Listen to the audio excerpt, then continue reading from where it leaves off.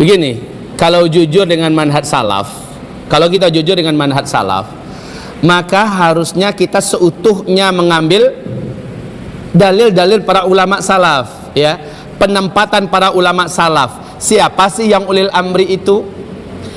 Hadis-hadis yang dibacakan oleh kawan-kawan yang mengaku salafi di Indonesia ini, hadis-hadis sahih seluruhnya, ya. Contoh-contoh sejarah yang mereka contohkan, harusnya mereka menempatkan secara proporsional. Dalilnya sahih, mantap. Ayatnya jelas, hadisnya mantap, ya. Perkataan-perkataan para ulama salafus soleh juga bulat, bahwa taat kepada ulil amri itu harga mati. Mendurhakai ulil amri sempat mati, matinya jahiliyah, titik, ya. Tapi ulil amri yang macam mana? Ulil amri yang para ulama kudama dulu itu bertanya, berfatwa, itu adalah para ulil amri yang masih menerapkan Al-Quran dan Sunnah dijunjung tinggi sebagai hukum pemerintahan. Itu yang ulil amri. Coba lihat dalam Majmu'ah Al-Fatawa oleh Syekh Islam Ibn Taimiyah, ketika beliau mengatakan ulil amrinya umat ini adalah seluruh pemimpin-pemimpin yang memegang urusan umat bi kitabillah wa sunnati rasulih, dengan kitabullah dan sunnah rasulnya.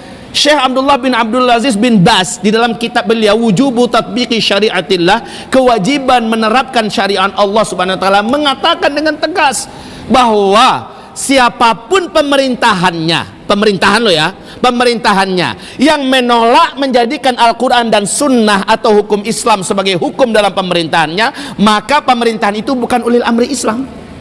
Jelas? Walaupun pribadinya orangnya Muslim, silakan. Tapi pemerintahan ini pemerintahan yang ulil amri dalam minkum enggak, dia tidak termasuk sampai pemerintahan itu menerapkan hukum-hukum Islam, atau pemerintahan itu menjadikan Al-Quran dan Sunnah sebagai asas pemerintahannya. Khalas.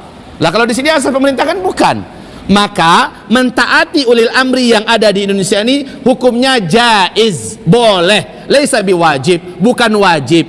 Kenapa? Karena pemerintahan yang ada ini selama dia tidak menghalang-halangi agama kita, selama dia tidak membuat makar menghancurkan agama kita, memerangi kita, mentaatinya hukumnya jaiz, dan hukum yang dia tetapkan itu tidak melanggar pada perintah Allah. Kalau menikah pakai buku nikah agar kemana-mana mudah di Indonesia, itu undang-undang yang dibuat oleh pemerintah Republik Indonesia, silakan, ya, silakan. Kemudian kalau bawa kendaraan harus ada SIM, ada, kemudian kemana-mana harus ada KTP dan sebagainya, silahkan. Itu undang-undang yang dibuat dan itu tidak melanggar dengan agama kita sedikit pun.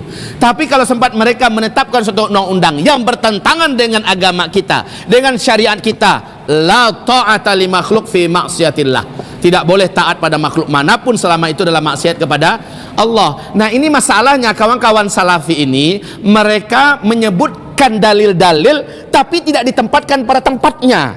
Nah, ini masalahnya. Penempatan yang benar itu adalah ditempatkan pada ulil amri yang zaman khilafah dulu tegak.